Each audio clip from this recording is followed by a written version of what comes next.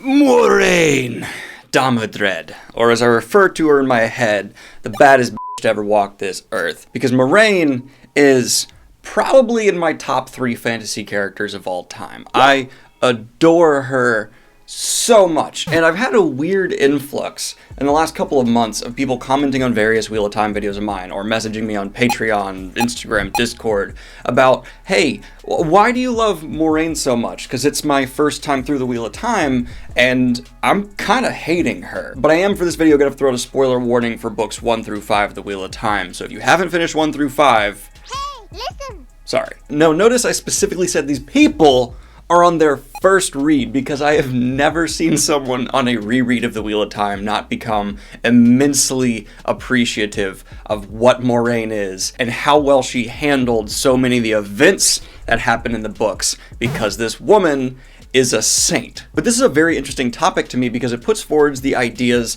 of presentation and perception of a character versus the reality. Because I think Robert Jordan very deliberately in the series doesn't give you too many POV chapters for Moiraine. They do exist, but they're not nearly on the level of pretty much any of our Two Rivers folk, and especially earlier on, she's just veiled in this mystery. As a result, you find yourself way more on the side of the villagers who are kind of frustrated with her. Why aren't you telling us more? Why are you constantly belittling us? Give us the information we need. But now look beyond what Robert Jordan handed to you and look at the reality of the situation behind the scenes. And here we're going to walk through Moiraine's journey in these first 5 books, because it's fascinating once you actually put yourself in her shoes how tremendously she handled this situation. And really, if you reread Wheel of Time, this will become so apparent to you. But yes, spoiler warning for books 1 through 5. Let's go ahead and jump into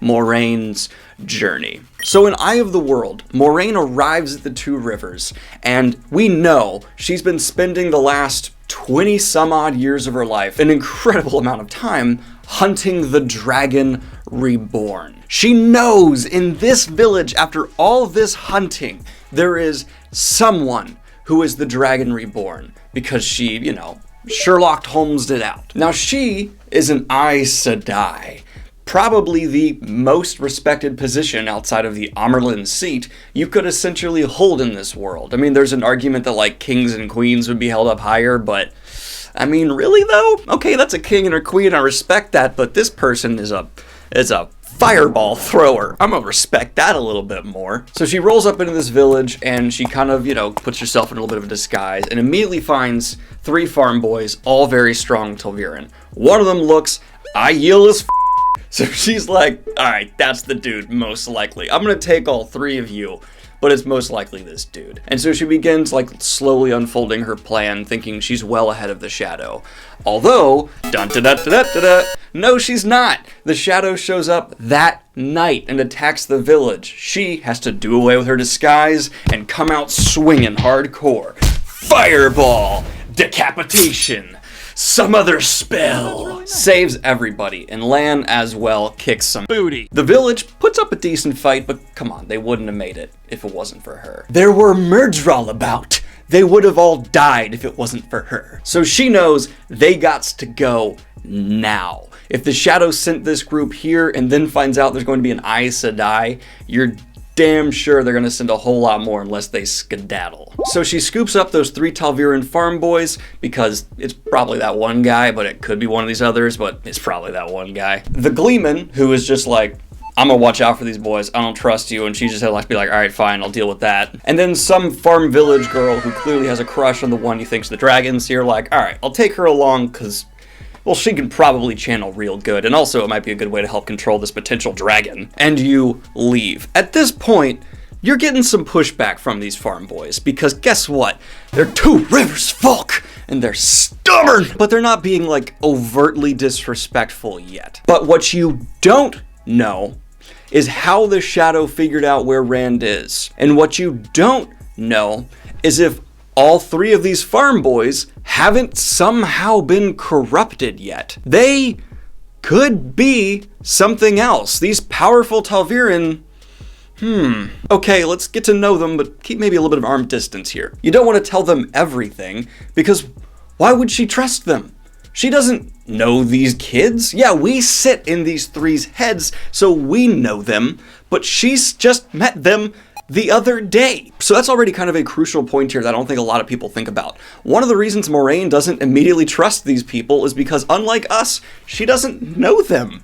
They're just some farmers. And as we know, and as her experience has shown, the shadow can be anywhere. And it would take a very foolish person to assume that there is no one in this whole village who might have some allegiance to the shadow, especially when it just showed up one night when you happened to get there as well. If I was her, I'd be paranoid as hell. So continuing on, you're doing your best to keep these very stubborn farmers in line, but they're already showing you this mantle of Aes Sedai doesn't mean a whole lot to them, even though you have the best education this continent can offer, and they, you know, are sheep herders. But they start questioning you and pushing back because they're superstitious and believe in like some, basically the equivalent of like someone in our world believing in flat earth. Like they believe in these conspiracy theories about Aes Sedai, and you have to just be like, no, dude, I get it, why, just stop.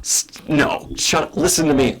I saved your life, I saved your life, I saved your whole village! And they're still just like, no, I don't trust you, dude. It's frustrating. And I think Moiraine has the right to be a bit exasperated at this point. But you're about to be caught up by the shadow, so you take them into Shadar Logoth, which some people blame Moiraine for making this call. I actually think it was the right call. This, to me, was the right move because there's the direct threat of the people behind you about to murder you, and then there's the more abstract threat of this city, and as long as people listen to you in this city, and it would take an idiot not to, like, you know, listen to your advice in this cursed city, you should be relatively safe. You can protect them, you know, just wait it out. So they go into Shadar Logoth, and she just goes, hey guys, really simple to survive here. Stay here, don't touch anything. What does Matt do? What do Matt do? What do the three farm boys do? They don't stay here, they go off, and they touch So now, Moiraine has to deal with the fact that one of the three Tal'Verians who she gave quite literally the simplest instructions you could possibly get, like, children do this and understand, that one of them gets corrupted, and now Matt has this evil dagger. You don't know this yet, but it's a thing. You all get separated, you're terrified, and again, you don't know what's happening to these kids during this time. Fast forward a good bit, you're reunited with all of them. And now, things have gotten even more real. Perrin is wielding some old form of magic that you know a bit about, but not a lot, and that maybe could raise some suspicions. You're kind of like, I think you're a good guy, but like, this is weird, it's kind of odd. I trust you. She's cool with Perrin most of the time, even though he does talk back quite a bit. Matt, if I were her, I would flat out be like, dude, I don't trust you at all. Like, Matt picked up a corrupting dagger, has become possessed. You do the best you can, but like, what the hell, man? Even if he's not a member of the Shadow, which at this point she's pretty obviously sure that they're not, but he's still an idiot. He's still obviously someone who's just not going to listen to you, is going to go off and do the dumbest things possible. So like, why would she tell him everything? Because maybe he'll just spill the beans to whoever buys him a drink. Like, Matt did not make a good impression on Moiraine, period. And Rand starts just being like, okay, this is the dragon. He starts being very chosen one-y. They go off, they finish off Eye of the World, and you confirm, all right, Rand al'Thor, that's our dragon. Let's focus the energy there. Book 2, boy, things get weirder. The Dragon Reborn, the person you have spent your life trying to help, the person who you are going to devote yourself to protecting and educating, wants very little to do with you and is like resentful and towards you all the time. Rand just starts being an ass towards Moiraine, even though up to this point, again, she hasn't really done anything bad to him. She's been skeptical, which I understand is frustrating to Rand, especially in the high pressure situation he's in. And the point of this video isn't to make you hate Rand, it's to make you better understand Moraine's position. Because, okay, yes, Rand's confirmed the dragon, but you have to remember, he's also basically now a nuclear bomb that's going to go insane. And she doesn't know how quick that process will be. She doesn't know, how tainted he is or what other forces are trying to manipulate him. So would it be a good idea to just hand all the information and authority over to Rand?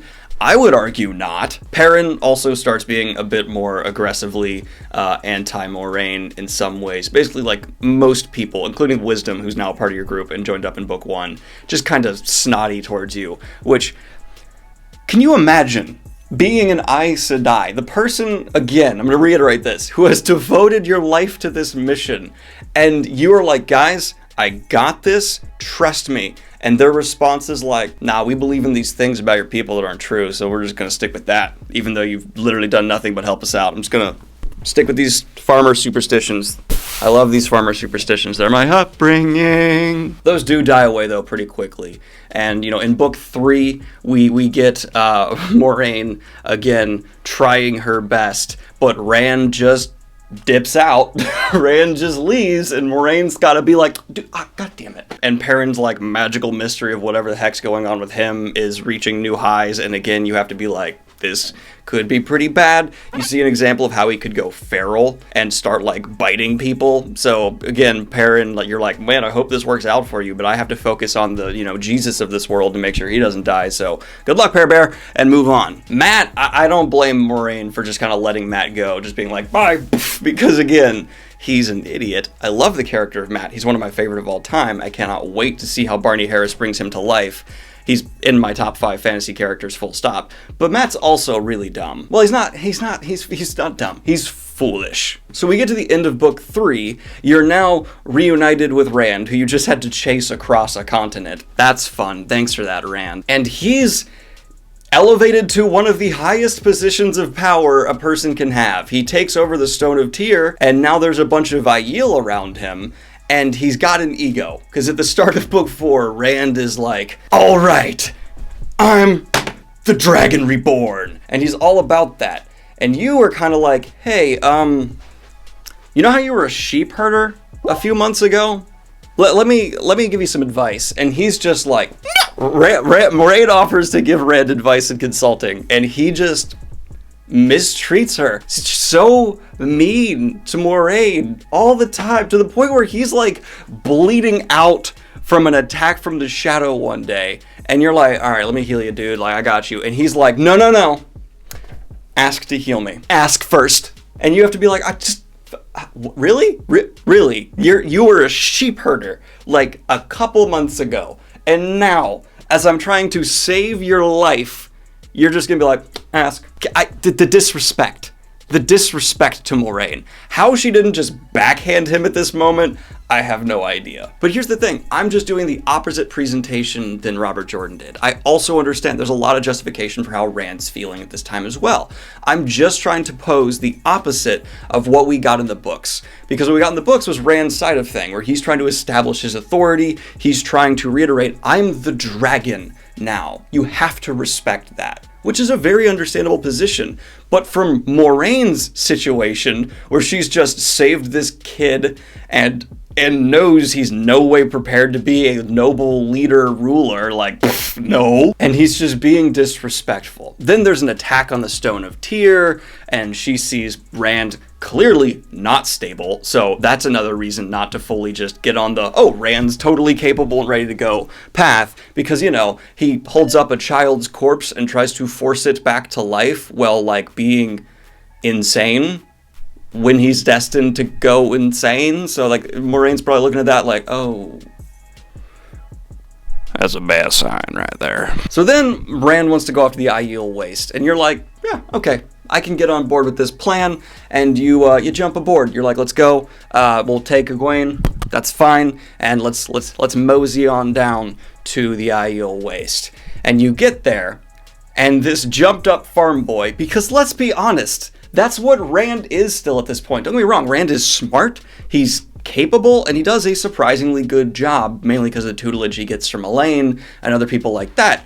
But he's still by no means qualified to lead all these people, and he gets all of these Aiel to follow him, and you're like, all right, man, whatever. Just kind of like, fine, I guess. And then Book 5, which I think I already mentioned a couple things that happened in Book 5, but whatever. And you get a glimpse into the future, and you know what you have to do. There's a doorway, there's a Forsaken coming. Oh god. And you look at these ungrateful little shits who you've helped get so far. They would have died winter's night all that time ago if it wasn't for you. But you look at them and you're like, you better be grateful. And you prepare to sacrifice yourself. Oh, Jesus. This is your life's work. You gotta do it. And it happens. The docks happen. And you leap through the doorway, tackling one of the most powerful evil people to ever live in a sacrificial attempt to save the Dragon Reborn, who, again, I've been purposely painting this in the most Moiraine-like possible perspective, and you rescue him, you've done your duty. It's stunningly well done. Seeing the true isolation and loneliness that Rand specifically feels directly after he loses Moiraine, because this is how the presentation of Moiraine was done so effectively by Robert Jordan. Because if you buy into the view of only Rand, only these people who are frustrated with Moiraine and don't consider her perspective, this shift hits like a hammer, because Rand goes from being like, I'm the dragon, I got this, Moiraine, get out of my way, to like, oh no, my safety net's gone. Because that's what Moiraine was. She was the tutor, she was the teacher, she was the safety net. And once that's taken away, these Tal'Viren have nothing but themselves. They really don't even have each other because of how much they go off on their own. And Rand has to just figure it out from here. He breaks down because, yes, he loved Moiraine as a friend, and that hits him very hard as well. But my first time reading through this book, I still remember all these years later having this moment of like, wait, who's going to be their voice of reason now? No one. It's just them. So if you haven't reread Wheel of Time, everyone who's a fan of Wheel of Time who's reread it maintains it's like the most rereadable series of all time. Yeah, it's 14 books, but trust me, you're going to enjoy getting through those 14 books. But we all kind of come away with this new appreciation for Moiraine, I feel like, because it becomes, once you understand the greater context of this world and the events that unfurl, it becomes a lot more transparent of how Robert Jordan was writing this character from the perspective of the ignorant farm boys. And it's not this dynamic we see in so many fantasy stories where she's somehow like submissive to these country bumpkins who don't know anything and lets them take the lead. No, in a much more realistic and I think believable dynamic, Moiraine is trying to guide them and show them the right way. There's not that moment where Moiraine like is sitting there and is like, Frodo, which way should we go? The Mines of Moria or over the mountains? Because you totally are qualified to make this decision. No! Why? That's awful! No! Instead, Moraine's like, look, we have to do this. I'm in charge because I know what's going on, listen to me. And you only really come to understand that when Moiraine is gone. Anyway though, that's just my justification of how Moiraine was right, like every single step of the way, and if people had listened to her, maybe this journey to the end might have been a little bit more smooth. Or not, maybe things needed to unfurl exactly how they did for us to get the conclusion we got to. But that doesn't take away from a human perspective that she was very justified in being really frustrated and annoyed with these sheep herders giving her back talk every single step of the way. But let me know your thoughts on Moiraine Sedai in the comments down below. Do you like my pink hoodie? It's probably one of my favorite hoodies I own. I lent it to a friend of mine who's a much bigger man than myself. He's like a lot more muscle, and he kind of stretched it out a little bit, so I'm sad. But hey, you know what? I kept my friend warm, and that's somehow related to this video. Like and subscribe if you have not already. Hit the Patreon if you want to support what I do here. And have a good one, y'all. Peace.